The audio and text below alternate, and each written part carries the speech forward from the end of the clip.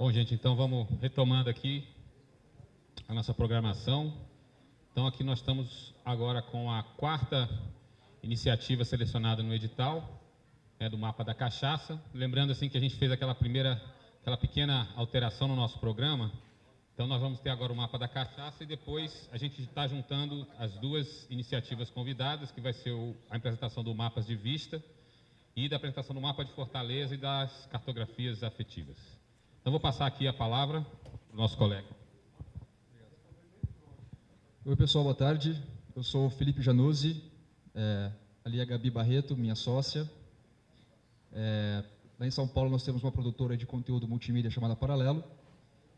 E o Mapa da Cachaça é um dos nossos projetos. E é um dos nossos projetos mais legais também. Antes de começar a apresentar o projeto, queria dizer que é muito importante para a gente estar aqui hoje apresentando para o MINC, nosso projeto, e dialogando com vocês que discutem e realizam cultura, porque a gente sempre tratou nosso projeto como uma forma de falar sobre cultura e história brasileira. Então, até reforço o papo do DEAC, né, de que é sempre bacana a gente ter esse apoio do MINC também. Bom, mas antes de falar de cachaça, eu queria falar sobre Brasil, eu queria falar sobre França e vinho, que é uma das primeiras inspirações para a gente montar o Mapa da Cachaça. Na faculdade eu li um livro que chama Vinho e Guerra. Ele conta a história de quando os nazistas invadiram a França e os produtores de vinho, eles tinham aquela produção deles como uma parte de um patrimônio nacional, né? Então eles bolaram diversas artimanhas para proteger a produção nacional deles dos nazistas. E quando, mais para o final da guerra, em 44, né, quando os aliados começaram a ganhar dos nazistas, um dos generais da região de Champagne chegou num dos retiros do Hitler, que é o Ninho da Águia, na Áustria. E quando ele entrou lá, ele encontrou escondido mais de 500 mil de garrafas de vinho, escondidas em adegas secretas do Hitler, que nem gostava de vinho, mas sabia que aquela produção artesanal fazia parte do espírito francês.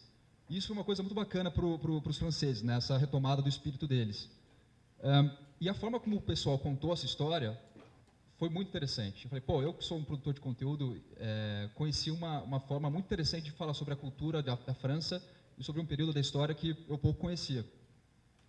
Eu parei para pensar um pouco. Bom, o francês tem o vinho dele, né? O mexicano tem a tequila, a gente conhece a cultura mexicana, do olé, do sombreiro, da tequila.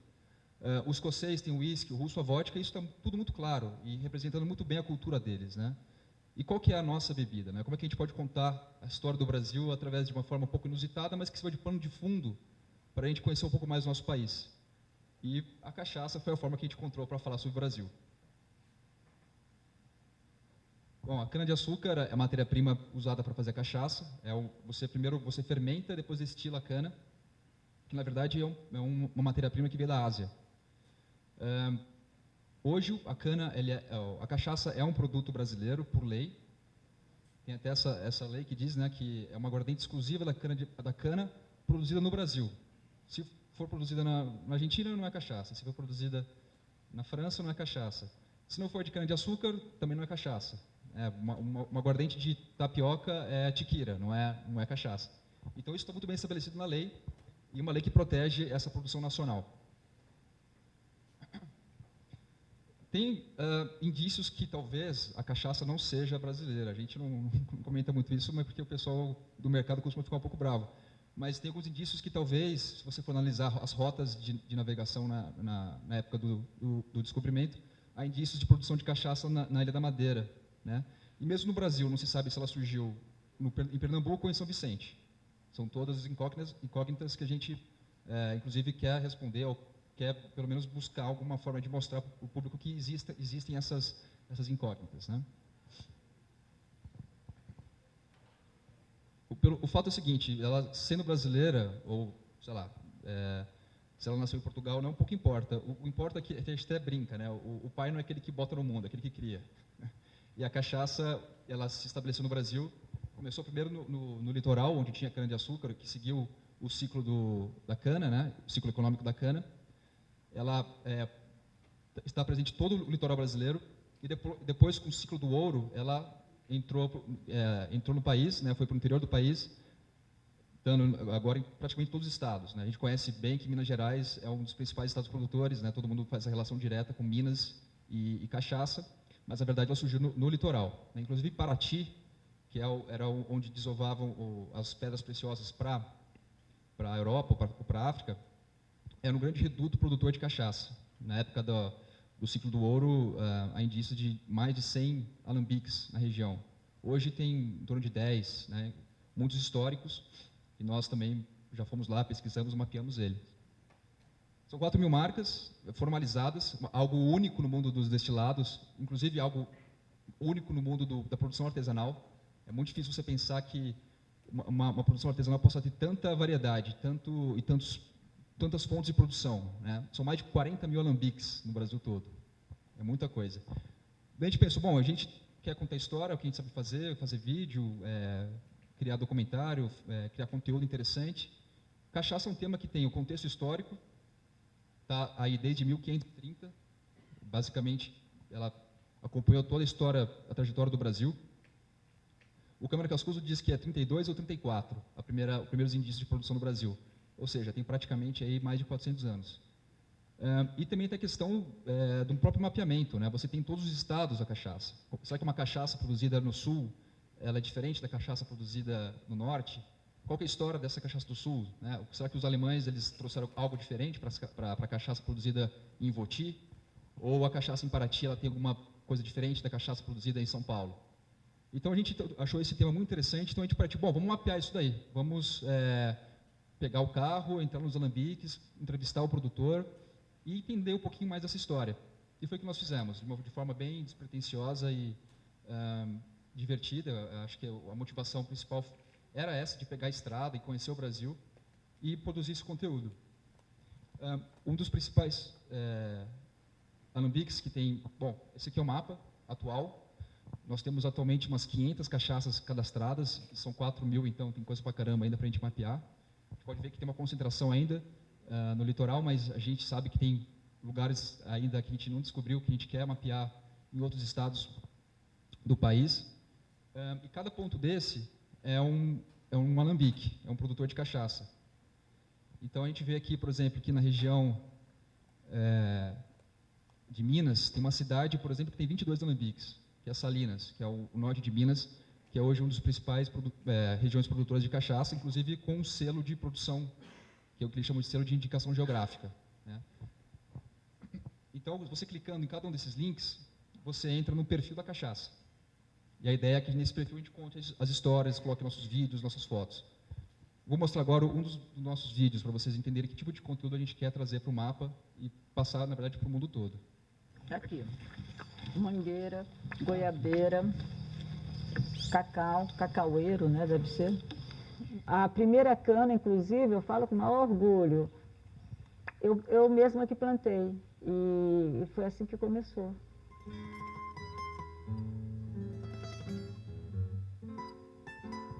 Olha, eu fiz tudo, fiz tanta coisa. Eu fazia jardinagem, vendia verdura, fazia minha horta, vendia verdura, vendia pão integral, bordava, costurava. Aí, quando eu decidi morar no sítio, eu tinha um barco que eu usava para o meu transporte, que não tinha estrada. E com esse barco eu também fazia passeios turísticos nas ilhas. Eu era a única mulher marinheira aqui. E o alambique eu montei, há uns 22 anos atrás, eu decidi morar no sítio. E há uns 17 anos eu vendi a casa que eu morava anteriormente e resolvi investir aqui. Mas não tinha energia elétrica,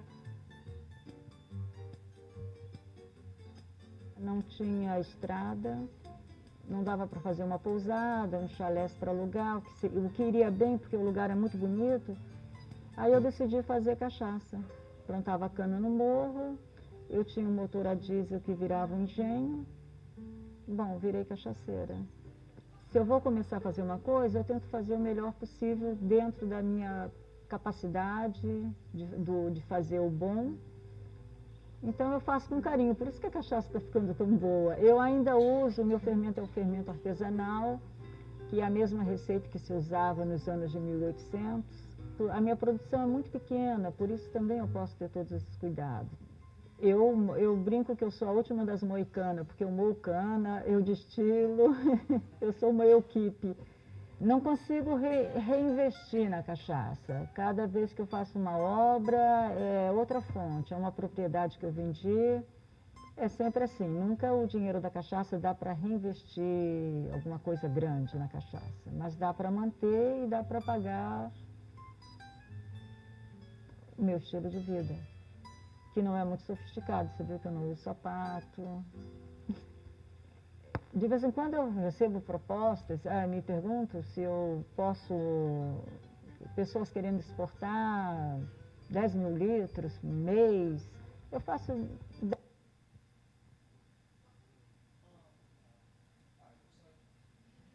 10 mil litros ano, esse ano eu vou fazer 7 mil, e eu não tenho pretensão, não. É ganhar muito dinheiro para comprar um sítio beira-mar? Eu já tenho. Não vou gastar.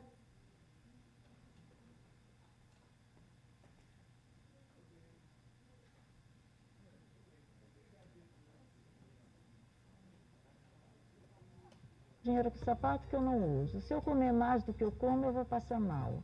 Tem um ditado que diz, não se pode montar 2 cavalos ao mesmo tempo. Você se lasca. Então, tá ótimo. Eu vou comer.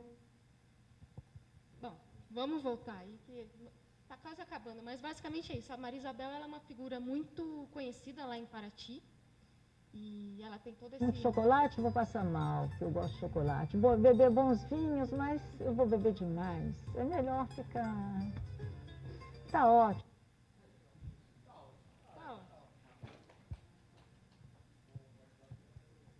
Bom, e aí o projeto começou assim, como eu e o Felipe, a gente tem formação em audiovisual, então era muito natural que a gente quisesse começar fazendo um documentário sobre cachaça. Até foi uma das ideias que a gente teve para fazer como TCC na faculdade. Só que aí, na faculdade, tinha que ser um curto, a gente falou, putz, 15 minutos para falar sobre cachaça é muito pouco. Acabou que a gente fez outra coisa, mas a ideia ficou lá, de fazer alguma coisa com cachaça, principalmente por essa vontade de falar sobre Brasil, vontade de falar sobre a história e tal. E você vê uma figura como essa, como a Maria Isabel, o tataravô dela era da coroa real. E aí você vê que ela tem documentos lá do tataravô dela pedindo para que se enviassem cachaças para Portugal. Então tem muita relação com a história do Brasil, a cachaça. E é uma coisa que ninguém sabe. Tem muita gente que não sabe nem que é um produto brasileiro, né? Quanto mais que é algo que tem uma relação tão grande com a nossa história. E aí a gente começou num esquema que foi aquele que a gente conseguia fazer. Não tinha dinheiro para fazer o projeto, como deve ser o caso de muita gente, começa do jeito que dá para fazer. Então, até esse vídeo a gente foi para Paraty a trabalho, na hora que deu a gente saiu correndo, foi lá na Alambique dela, gravou o vídeo, voltou para continuar trabalhando e fomos fazendo do jeito que dava. Fizemos a primeira versão do Mapa da Cachaça, era um template do WordPress, que a gente tinha pensado que ia ser só um lugar, um repositório de vídeos. No começo a gente fazia muita entrevista com especialista, com pessoas da área e ia alimentando o site. Aí a gente foi vendo que não tem nada sobre cachaça, não tem nada sobre essa relação da cachaça com a história do Brasil e com a nossa cultura. Então, não fazia sentido a gente só produzir vídeo, a gente começou a diversificar o conteúdo que a gente produzia. E a gente chegou na questão dos rótulos. A gente foi numa exposição que teve no Tomiotaki, que era uma exposição sobre design, o que seria o começo do design brasileiro. Então, tinha os rótulos de cachaça, tinha cartazes de bonde, publicidades antigas. E aí, nesse evento, a gente conheceu a Mariana Jorge, que é uma designer, e ela é apaixonada por cachaça. E aí a gente fez o convite para ela começar a escrever sobre os rótulos de cachaça no Mapa da Cachaça. Isso aí que o Felipe está mostrando, na verdade, é uma outra coisa que a gente já fez, que é um outro site que a gente lançou na semana passada, só de rótulos de cachaça. A ideia é que as pessoas enviem também rótulos, os rótulos que elas têm. Tem muito colecionador de rótulos, e aí a gente está alimentando como se fosse um Tumblr mesmo, só com rótulos de cachaça. E tem muito isso, né? Que era até nessa exposição, os especialistas que estavam compondo a banca, lá, os designers, eles estavam falando sobre como isso tem a ver com a cultura do Brasil. Esse lance do humor, que é muito presente no universo da cachaça, ele reflete muito a personalidade do brasileiro. Pode passar.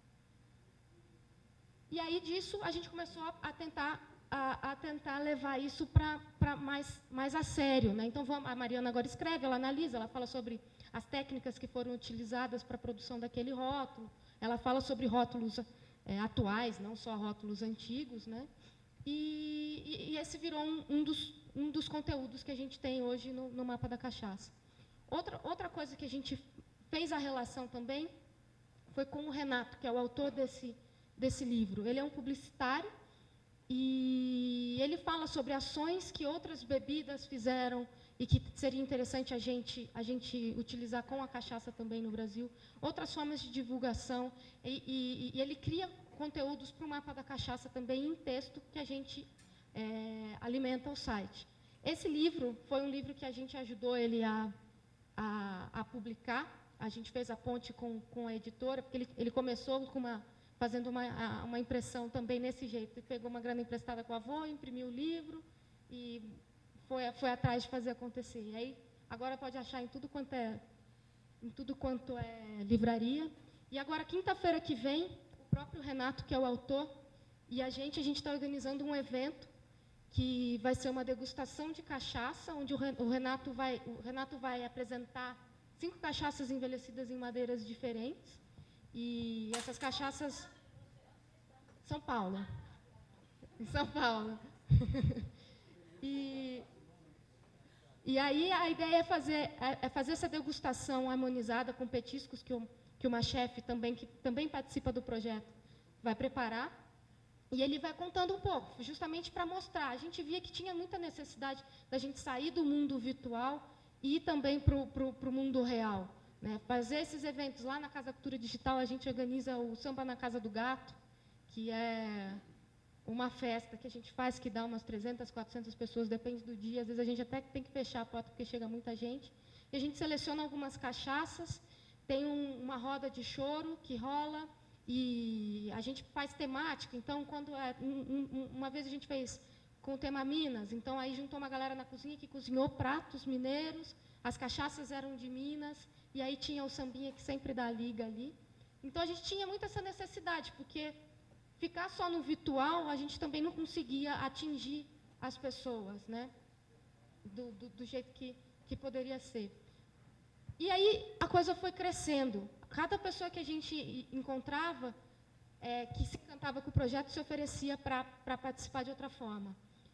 A gente tem uma outra parte do site, que são as crônicas e contos, que são pessoas que escrevem coisas que são relacionadas à cultura brasileira, que tem alguma relação com a cachaça, e aí a gente publica lá também. Tem músicas, letras de músicas, tem poesias, tem um monte de coisa que tem relação com a cachaça. O Felipe está passando aqui alguns textos também do site para vocês poderem dar uma olhadinha, porque aqui a gente vai passar mais rápido.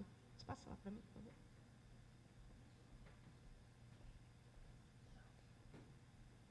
Uma outra relação que a gente percebeu que é muito importante, que a gente acredita que é por onde a cachaça deve começar para poder se divulgar, é em relação à gastronomia. É um produto muito rico e, para ser usado em receitas também, é algo que é muito bacana, é muito versátil. Então, a gente contactou um monte de gente, essas pessoas que têm blogs de receitas, chefes, enfim, pessoas que têm relação com a gastronomia, e aí a gente agora tem um repositório de receitas com cachaça, no Mapa da Cachaça. E agora, bom, não, eu ia falar para você pegar do outro livro, mas pode botar lá. Aqui a gente tem uma entrevista que a gente fez com o Rodrigo Oliveira, que é o chefe do Mocotó. Pode parar um pouquinho, até para carregar um pedacinho. O Mocotó é um restaurante, para quem não conhece, o Mocotó é um restaurante na zona norte de São Paulo. E o Rodrigo Oliveira ele vem fazendo um trabalho fenomenal por lá. O restaurante era do pai dele, eu acho que já deve ter quase 40 anos o restaurante. O pai dele é de Pernambuco e sempre foi um restaurante tradicionalmente sertanejo, de comida sertaneja. E o que o Rodrigo conseguiu fazer é misturar toda essa tradição da culinária sertaneja com algo moderno, que um cara jovem como ele, o Rodrigo deve ter uns 30 e poucos anos, consegue fazer muito bem. E o Rodrigo é um cara que foi... O Mocotó foi um dos primeiros lugares que a gente foi quando a gente estava com a ideia de fazer o projeto, porque a gente é um restaurante e uma cachaçaria, eles têm acho que mais de 300 cachaças no cardápio deles, e a gente sabia que lá tinha um sommelier de cachaça, e aí a gente falou, bom, vamos lá conversar com esses caras para ver o que eles acham. E eles foram super receptivos e falaram, não tem nada sendo feito a respeito da cachaça, seria muito bacana se fizesse. E desde então eles são meio que padrinhos do projeto. Tudo que a gente tinha que gravar, a gente gravava lá no Mocotó. Eles sempre estão juntos com a gente em tudo que a gente faz. E eles têm muito essa tradição de usar a cachaça nos pratos deles, de harmonizar os pratos com cachaça. O Rodrigo viajou pelo Brasil todo para conhecer um pouco sobre o mundo da cachaça, para poder aplicar isso no restaurante dele.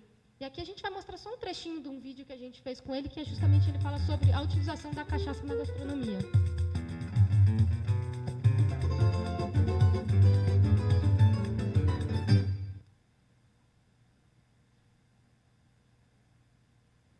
A bebida para a cozinha já é um ingrediente recorrente, né?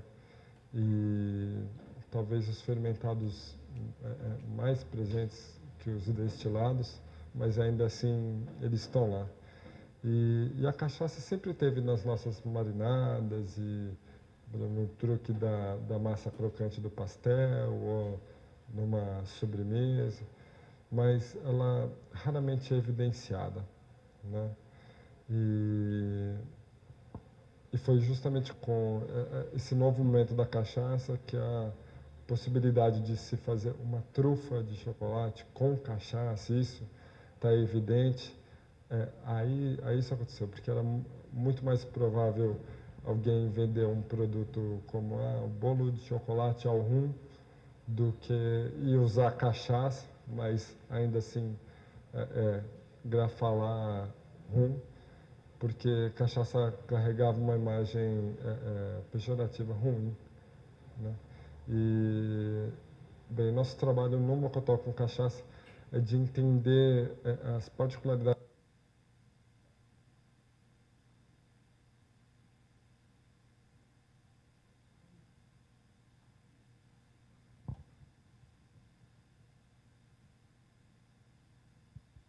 Tinha uma parte que o Rodrigo fala mais para frente, que é a parte que eu fiquei mais maluco quando eu descobri esse universo da cachaça. Não só o Rodrigo, mas toda uma geração de chefes, eles estão querendo encontrar uma identidade da gastronomia nacional. A gente paga muito pau para a gastronomia francesa, mexicana, até peruana, sabe? E aqui mesmo no Brasil a gente não conhece uma gastronomia própria. E a cachaça em si tem um potencial enorme, porque diferentemente do whisky, da tequila e do próprio rum, a cachaça ela não envelhece apenas em carvalho, que é uma madeira gringa. Aqui nós temos o jequitibá, o ipê, a amburana, o bálsamo, são mais de 20, ariribá, o tujumu, e cada uma dessas cachaças ela traz dessas madeiras traz para a cachaça uma cor diferente, um aroma diferente e um gosto diferente, um paladar diferente. O Rodrigo está fazendo isso com a cozinha dele. Não, vou fazer um mousse de chocolate com cachaça envelhecida em bálsamo, porque ela tem tal elemento que vai realçar o meu prato. Cara, o potencial disso é enorme. Sabe? Pensar que a gente pode pegar isso daí e levar para a nossa cozinha, entender melhor o que é isso, é uma coisa muito que, dentro do mapa da cachaça, quando a gente descobriu que tinha esse potencial e não tinha ninguém fazendo isso, a gente falou, opa, peraí, isso aqui é muito legal. Então a gente conseguiu, com o produtor da região de Salinas,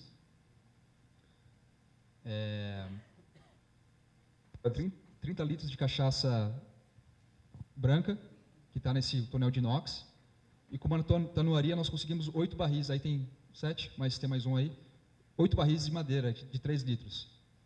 E eu chamei para conduzir um experimento, que a gente chamou de laboratório Mapa da Cachaça, durante 3 meses, 5 especialistas de áreas distintas. Eu chamei um químico, uma chefe de cozinha, um historiador, o Renato, que é um pesquisador e historiador, o sommelier de cachaça do Mocotó, que é o Leandro Batista.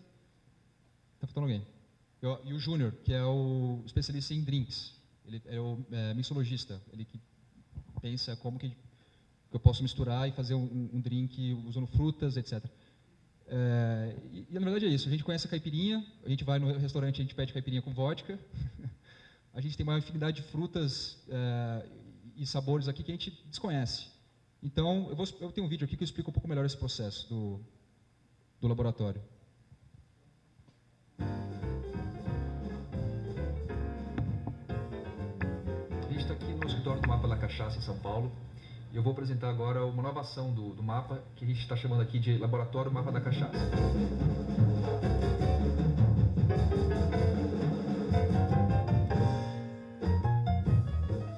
Depois de praticamente um ano viajando por Alambiques, de norte a sul do Brasil, uma questão que a gente sempre teve muita curiosidade era conhecer mais sobre as madeiras que a cachaça envelhece. A cachaça é a única bebida que é envelhecida em várias madeiras, que não só o carvalho. Você pega conhaque, rum, whisky, qualquer outra bebida envelhecida, ou é carvalho americano ou é carvalho europeu. Acabou. Não tem outra madeira. A ideia é pegar a cachaça branca e armazenar em 8 barris de madeiras diferentes. Nós temos o bálsamo, a amburana, o jequitibá, o carvalho europeu, o ariribá, o eucalipto com ariribá e a castanheira. A cada 15 dias, nós vamos pegar amostras de cada uma dessas madeiras e conduzir análises sensoriais e físico-químicas. Isso, para a mixologia, tem um significado incrível, porque demonstra o quanto a cachaça é versátil. Quanto mais pesquisa tiver, quanto mais debate houver sobre isso e pessoas falando sobre isso, mais a gente vai conhecer sobre o potencial que a nossa própria terra tem de agregar sabor à nossa bebida nacional. Definir essas sutilezas que cada madeira dá para a bebida, né? É muito importante isso, cada aroma, cada sabor. E eu sempre me surpreendo, mesmo assim, com as experiências, né? É bem estimulante, assim, bem gostoso.